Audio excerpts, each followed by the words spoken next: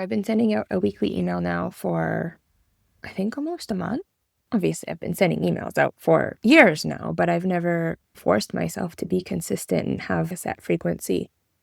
And I was chewing on this desire to find a way to be more devoted to my email list and also be devoted to writing as a form of self-expression. And so I came up with the idea of having a list of questions I ask myself to reflect on and letting that become kind of a weekly newsletter. So if you're not on my email list, definitely join because I'm sending soul snacks out every Friday. And basically, I'm sharing what I've been chewing on, what I'm digesting, what I'm unlearning, usually doing a bit of a cyclical check-in and even asking you a question. They're juicy. They have been really fun to write and to create. I'm enjoying the loose structure around it that's also offering me, some kind of potent reflection that I wasn't necessarily doing. I find it also helping me to ground some of the bigger ideas that I'm digesting. And I think there's something to be said about getting to share my process out loud and kind of like embody it. And it's not so much about me teaching or sharing the final outcome of something I've gone through. I'm really sharing the in real-time process. And I really enjoy that. And I also have gotten feedback from people that that's really valuable. And I honestly don't think enough people do that. I think a lot of coaches and teachers and, the gurus out there are very much focused on the big transformational outcome that they're now trying to sell you. And that is just definitely not me. I don't have a big transformational outcome I'm trying to sell you.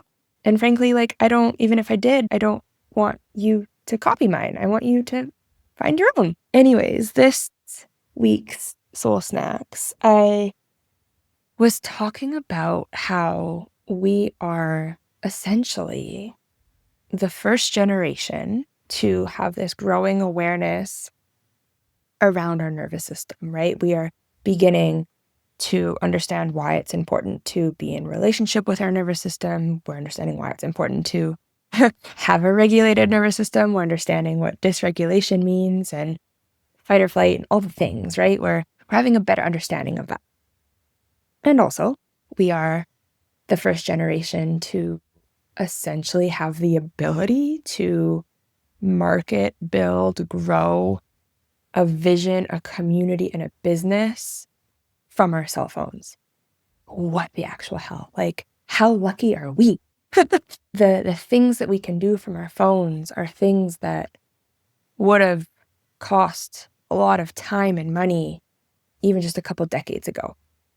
So I'm really swimming in that reality check. I'm humbled by it. I'm inspired by it.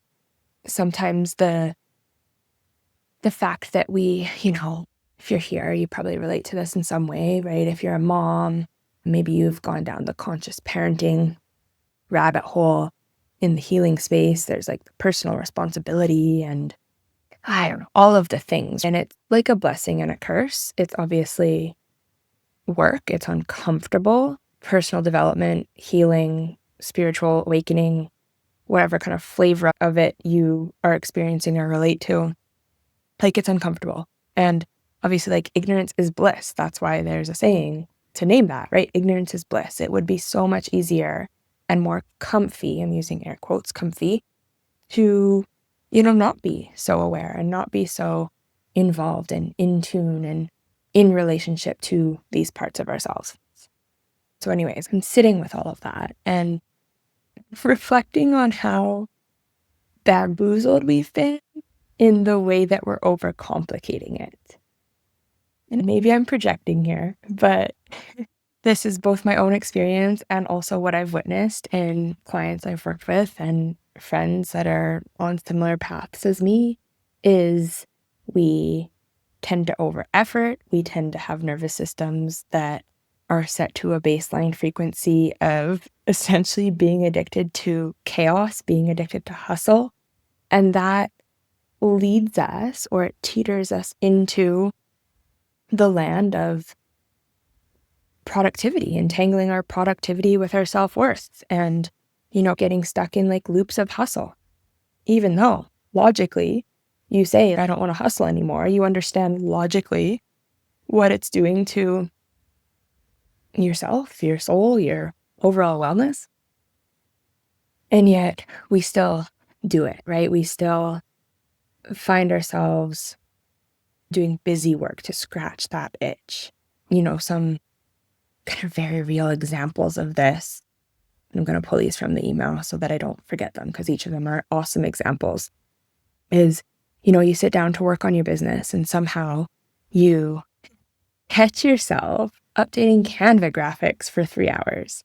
How many times has this happened? And maybe it's not Canva, but it's like you end up doing something else and that something else feels productive in a way, but ultimately it's busy work. And you're likely doing that because the real next step, like that really purposeful next step that you could be doing, either feels too fuzzy, feels too far away and like overwhelming in a way, or by doing it, you are taking that leap, you are putting 2 feet in the boat and opening yourself up for the potential of rejection from other people.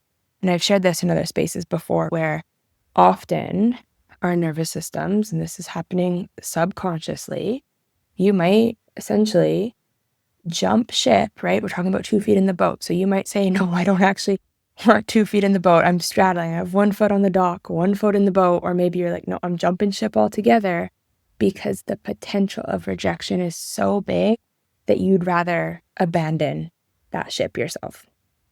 Okay, so that's just one example.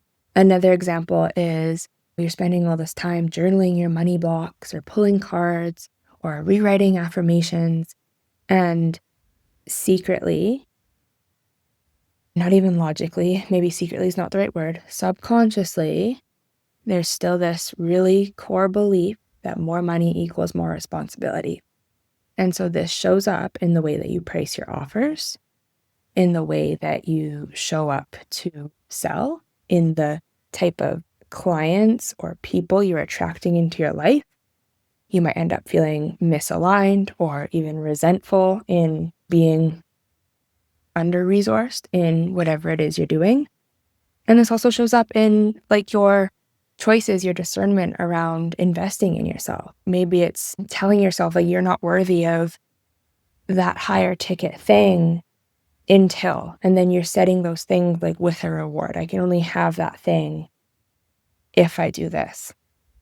This also shows up in having a dozen half-baked offers or projects started. We've all been there. I know you. I know there's probably several unfinished, unposted drafts in your notes app. We never quite finish things, and this could be for a whole host of reasons, but in the context of this, it's often because you can't decide, you can't commit, you can't devote to one, because there's this pressure of wanting it to be the right one. So there's this fear of making the wrong choice and not picking the right one, not making the right next move.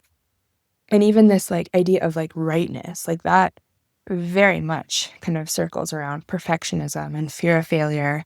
And through the lens of the nervous system, that's coming back to fear of rejection, fear of abandonment. Primally speaking, if we got kicked out of the tribe, that would have meant death.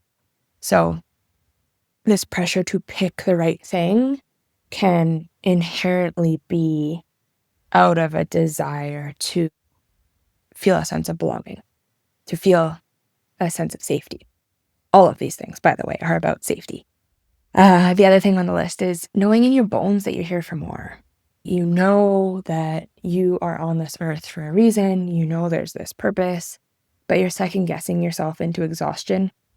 You feel fuzzy and unclear about what that is, but that knowing that there's something bigger, the ambition around it itself almost feels heavier than the actions that are needed. So it's almost like your ambition is making you trip over yourself.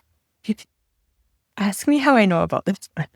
I feel like I should put a name on it, but there's definitely something to be said about basically our own ambition the friction between our ambition and our reality and our current capacity. And there's friction there. And the last one I have on my list as an example is telling yourself that you'll take the leap once things slow down, or once my kid's in school, or once I have a certain amount of followers, or once I've had enough people give me a testimonial on this thing, right? You're kind of putting a condition on whether or not your desire, your worthiness is valid enough to keep moving forward.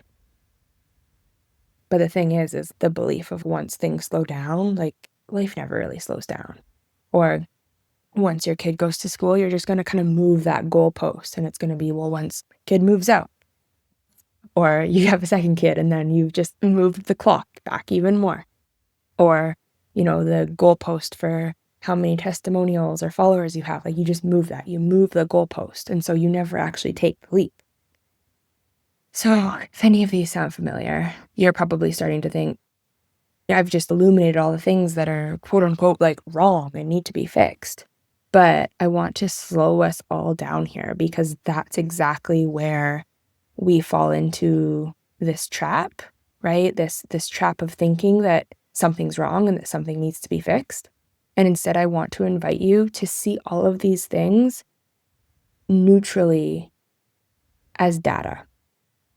Okay? It's almost like life is just one giant experiment. I want you to put on your safety goggles and your white lab coat. Okay? And so now all of these things that we've just illuminated, or insert your own, it's just data. And so when they come up, instead of,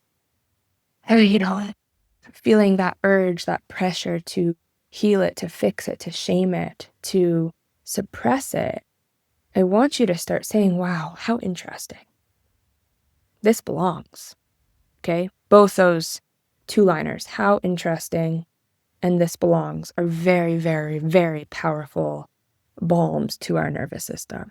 That how interesting line immediately triggers curiosity. And I've spoken about this before, that curiosity is so incredible for our nervous system. And then the second one, this belongs, triggers that like deep self-compassion. Okay? And then from there, I want to remind you that none of these things I just listed, are a mindset problem, right? They are simply your nervous system doing what it thinks it needs to do to keep you safe. All of them are coming back to how to have this felt sense of perceived safety. All of them. And whatever other examples you're coming up with in your own life. So once we start understanding that, once we start dissecting it in that way, and instead of seeing these things as something to fix, and instead just leaning into what if noticing is enough. So noticing when your chest tightens when you open your bank account. Noticing that you want to turn a walk in the park into B-roll footage before you're even finished walking. Noticing that you said yes to a collaboration when your body was whispering. Noticing that urge to be busy, to fill your time with something that feels productive. Noticing when you're moving that goalpost for yourself. Okay? And then in that noticing, you're going to stop there. There's nothing else to do after that. There's no correction. There's no capacity building. We're going to get there. My argument here is the capacity building is happening naturally. We don't have to do the capacity building. The whole like doing versus being. It's in the being that we build capacity. It's not in the doing. And so you're just noticing. You're just letting the energy move through you.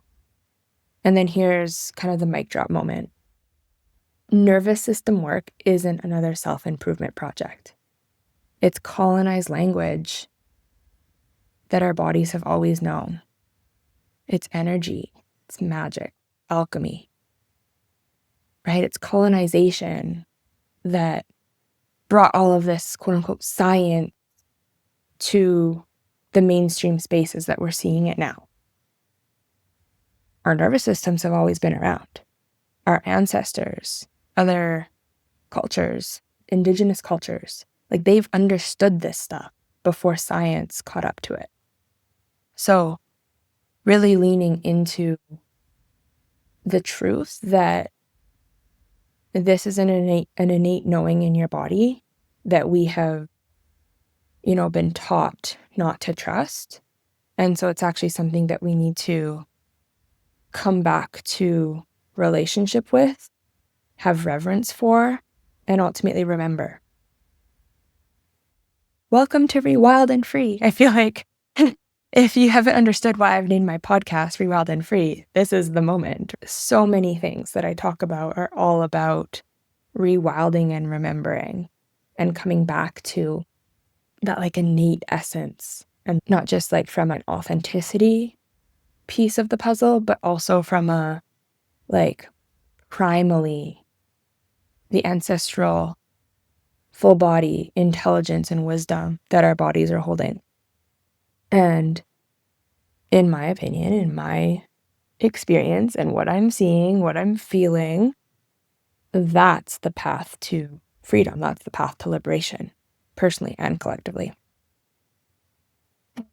Okay, so kind of in a nutshell, it means like the work here isn't about, I already said this, it's not mindset, it's not affirmations, it's not about doing more, it's not about productivity hacks, it's not about building capacity and becoming more resilient. It's truly just about noticing. When we can just notice, like I said, that's helping us to land into deeper self-compassion and curiosity. It's keeping us present. It's keeping us attuned. It's keeping us grounded. And then in that place, the magical swirly energy gets to move, gets to shift, gets to calibrate. And it's not actually our doing, right? So like, it's just us getting out of the way. Hey, big breath. And this is exactly what I'm leading inside exhale. Going to be that subtle tending to our nervous systems and that radical vision clarity. Because if we don't have that clarity around a vision, if we aren't connected to a vision, then that energy leaks, that energy doesn't have a place to go. It's kind of like, what do you think of like masculine and feminine divine energies? That masculine is more that like containment and that structure, and the feminine is more of the flow. And one way to think about that is we need the edges of a riverbank for a river to flow, right? So we need the masculine energy, which is the riverbank, for our feminine energy, which is the water, to flow. And I would say that in order for our visions to be grounded and to eventually become our reality, we need containment around them. Okay, otherwise they're not grounded. Otherwise they just stay, delusional and a pie in the sky dream.